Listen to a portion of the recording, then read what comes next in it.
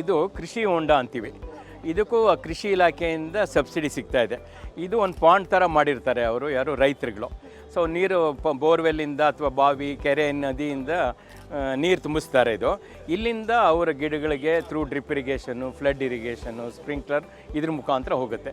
ನಾವು ಇದರೊಳಗಡೆ ನೋಡಿ 3 HP ಪಂಪ್ ಸೆಟ್ನ ಗ್ರೌಂಡ್ ಫೋರ್ಸ್ನ ಅಳವಡಿಸಿದ್ದೀವಿ. ಓಕೆ. ಸೊ ಇದಕ್ಕಾದ್ರೆ ಎಷ್ಟು ಖರ್ಚು ಬೀಳುತ್ತೆ ಸರ್ ನಮಗೆ? ಬರೀ 3 ಕೃಷಿ ಹೊಂಡ ಆಲ್ರೆಡಿ ಇದೆ ನಿಮ್ಮ ಹತ್ರ ಇದೆ ಅಂತ ಹೇಳಿದ್ರೆ ನಮ್ಗೆ ಸಬ್ಸಿಡಿನೇ ಬೇಡ, ಏನು ಬೇಡ ಅಂದರೆ 1.5 2 ಲಕ್ಷದೊಳಗಡೆ ಆಗುತ್ತೆ. ಆಮೇಲೆ ಸಬ್ಸಿಡಿ ಇದಕ್ಕೂ ಕೊಡ್ತಾರೆ, ಹಾರ್ಟಿಕಲ್ಚರ್ಲಿ 3 HPಗೂ ಕೊಡ್ತಾರೆ. ಅಲ್ಲಿ 1 ಲಕ್ಷ ಕೊಡ್ತಾ ಇದ್ದಾರೆ. ಸೊ ಅವನು ಇನ್ನೊಂದು 70-80 ಸಾವಿರ ಹಾಕಿದ್ರೆ ಅವನಿಗೆ ಸಿಗುತ್ತೆ. ಇದು ಕಂಟ್ರೋಲರ್ ಅಂತೀವಿ, ಇದೇ ಮೇಯ್ನ್ ಪಾರ್ಟ್ ಇದಕ್ಕೆ. ಸೊ ಪ್ಯಾನಲಲ್ಲಿ ಇನ್ಸ್ಟಾಲ್ ಮಾಡ್ತೀವಿ. ಆಮೇಲೆ ಪಂಪ್ ಸೆಟ್ಟಲ್ಲಿ ಬೋರ್ವೆಲ್ ಅಥವಾ ಹೊಂಡದಲ್ಲಿ ಇರ್ತದೆ, ಅಲ್ಲಿಂದ ಕೇಬಲ್ ಇಲ್ಲಿಗೆ ರನ್ ಆಗಿರುತ್ತೆ. ಸೊ ರನ್ ಮಾಡಿದಾಗ ಅದು ಇಲ್ಲಿ ಕನೆಕ್ಟ್ ಮಾಡ್ತೀವಿ ಎಲೆಕ್ಟ್ರಿಕಲ್ ಇದರಿಂದ. ಸೊ ಇದು ಒಂದು ಸನ್ಲೈಟ್ ಬಂದ ಮೇಲೆ ಇದು ಆಟೋಮೆಟಿಕ್ಕಾಗಿ ಚಾರ್ಜ್ ಆಗುತ್ತೆ. ಎಷ್ಟು ವೋಲ್ಟ್ಸ್ ಬೇಕು ಸನ್ಲೈಟ್ ನೋಡ್ಕೊಂಡು ಮ್ಯಾಕ್ಸಿಮಮ್ ವೋಲ್ಟೇಜ್ ಕ್ರಿಯೇಟ್ ಆಗುತ್ತೆ ಅದರೊಳಗೆ.